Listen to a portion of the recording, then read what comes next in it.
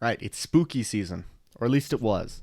Either way, this tutorial will show you how to model and texture a funny little pumpkin like the one you see above.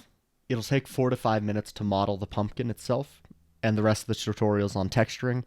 Feel free to skip that if you're not interested. If I ever use a key binding you don't know, it'll be in the bottom left. Alright, so today I'm going to show you how to make a pumpkin in Blender just like the one in the bottom right of my screen. Add a UV sphere and select every other row of vertices. This can be done by holding Alt, Shift, and clicking each row. It may be a little bit tedious, and you could use mirror modifiers or symmetry if you would like, but it'll only save you a small amount of time unless you're modeling a ton of pumpkins. Now that these are all selected, hit Control B to bevel. Currently there are 3 lines on screen, which is what we want. If they're not, scroll up or down until you see 3 lines. All this is doing is adding vertex data that we're going to work with. So click on that where they're roughly this far apart, and then select all the lines in between the groups of 3 lines. Once you've selected all of those, you're going to want to switch to top view. Now that I've selected those, switch to top view, and then you want to toggle see through the mesh right up here in the corner. Hit C to circle select and deselect the innermost 3 circles at the top, as you see on screen. Then once you're here, you're going to want to turn on proportional editing. That is just O. That is the hotkey to do so. Then you're going to want to hit S and kind of scale out this to get those ridges on the pumpkins, just about like this, right? You get these nice spiky ridges, and the reason we want those is because we're going to use symmetry later. Not symmetry, sorry, subsurface. But next, switch back to top view. Grab these top vertices and bottom vertices by selecting through the mesh. Turn back on proportional editing. Hit S, hit Z, and then scale the pumpkin like this. So as you can see, we're already getting close to the shape of a pumpkin. So once you've done this, what you're going to want to do is then go down to the bottom. Go ahead, select these vertexes just like this. And then what I like to do is hit turn off proportional editing and then hit Z, well, scale Z 0. This scales all the vertices to 0, and thus they're all flat. You can then snap them to the grid like that to get this nice flat bottom pumpkin with these tiny ridges going towards it, which gives a nice look in my opinion. But that's optional if you would not like to do that. Next, go to the top and add in 2 loop cuts. This can be done by Control R. Then grab the third most inner loop cut, turn on proportional editing once more, scale the proportional editing sphere down a little bit, and then you're just going to want to select everything inside of those that innermost 3 circles, right? Just like this. Hit G, hit Z, and just move it down a bit till you get something along the lines of that. Now, once you're here, go ahead and move your cursor to this, well, click on this innermost dot, hit space, and type cursor to selected, just like that. And then go up here, change individual origins to 3D cursor. Now you're going to want to, once more, select every other line in between those 3 rows, just like this. And once it is selected, you want to switch into top view once more. And you want to deselect everything outside of that little sunk in area that you've just created. And then you want to go to the bottom and deselect everything there. And these ones in the middle, deselect those. Now, what you can do is you can hit S and turn off proportional editing and just pull towards. And this will give you that nice kind of ridged look going towards the center of the pumpkin. Now, what you're going to want to do is go into modifiers and add yourself a subsurface modifier. But you see, we lost a lot of detail there. So instead of adding a subsurface modifier first, we're going to add a bevel modifier before the subsurface modifier. And we want to make it just like that.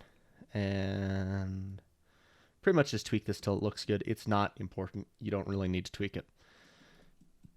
But as you can see, this has given us a much smoother pumpkin, and we get kind of interesting geometry up here. It kind of fades away, which is kind of what I'm going for with this pumpkin. But if it's not what you're going for, tab back into edit mode. This should still all be selected. And what you just want to do is spike this up just like this, and you will get far more defined pumpkin-like features. And then if you don't like these stupidly defined ridges, like if you want your pumpkin to be a bit more smooth, select all these ridges and then just scale them down a little bit. Like so. You see? You can see much smoother pumpkin, but I'm going to keep it with the ridges for now. So we have most of our pumpkin built here. So next we just need the stem. And the stem is probably the easiest part to build. All you're going to do is circle select all the vertices up here at the top, Shift D, and then press P and separate by selection. Now that you have this little thing right here, you're going to want to hit A to select it all, S to scale, Z, 0 to make it flat, and then just press E and scale it up like so.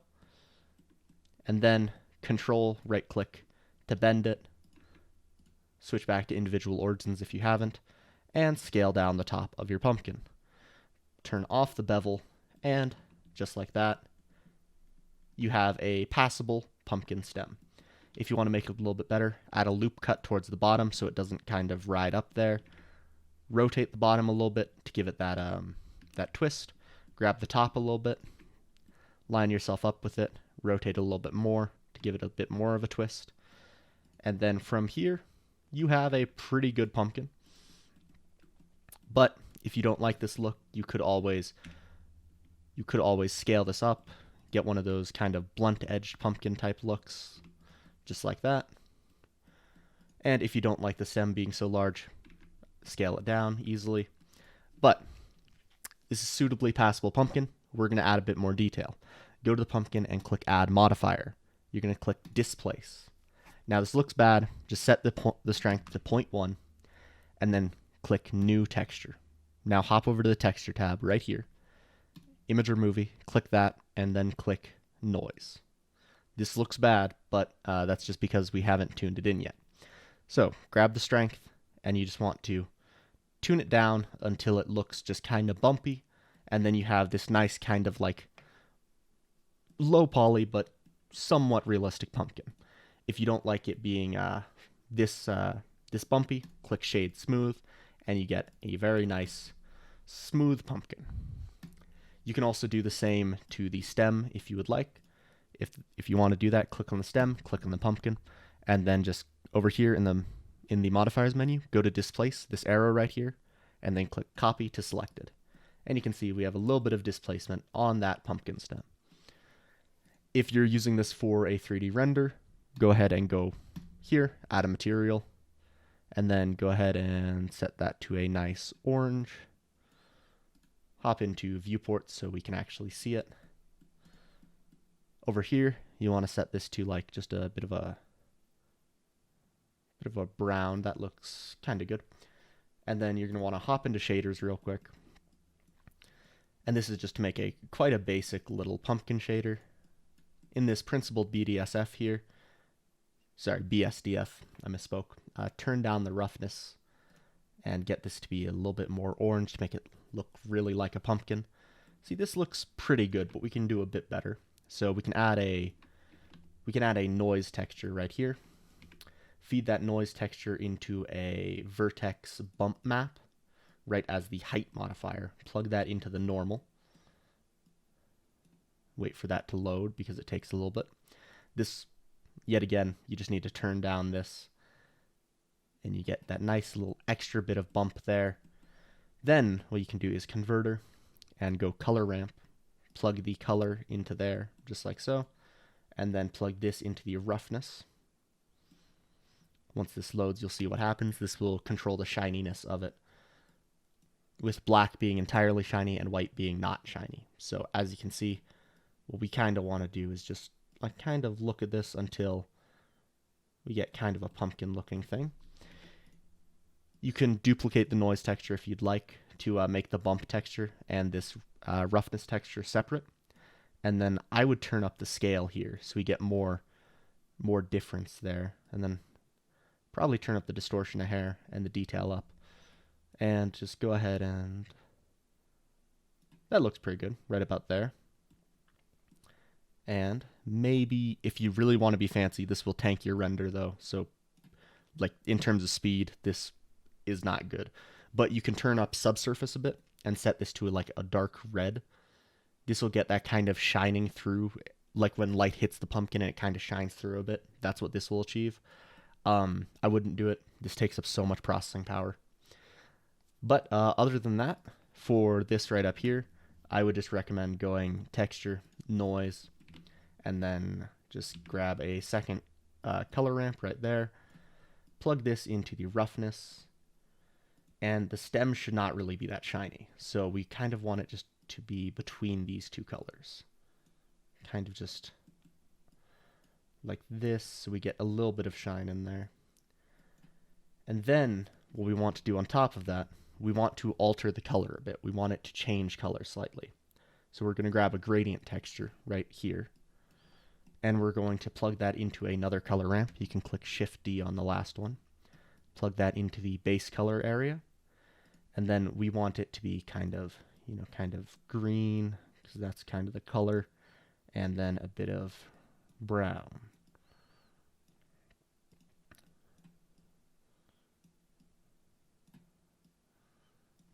And there we go.